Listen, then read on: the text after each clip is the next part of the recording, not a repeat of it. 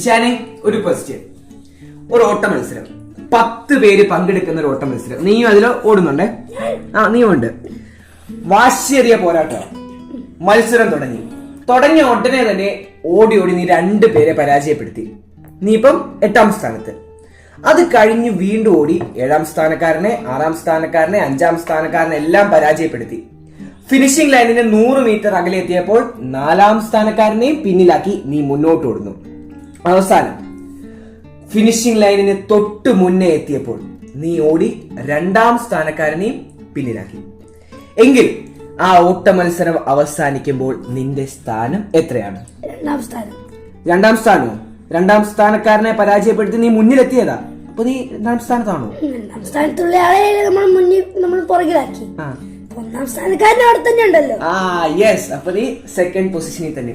ബുദ്ധിയുണ്ട്, കഴിച്ച വിഷയം. അതായത് ഇതേ സാധനം കിടിലനായി ആനിമേറ്റ് ചെയ്ത് നമ്മളൊരു വീഡിയോ ഇട്ടിട്ടുണ്ട്. ആണോ? അത് നീ കണ്ടാൽ മനസ്സിലാകും. നമുക്ക് ഇത് ഈസി ആയിട്ട് മനസ്സിലാകും. ഓക്കെ, ആ വീഡിയോ ഒന്ന് കണ്ടാൽ മതി. ഓക്കെ.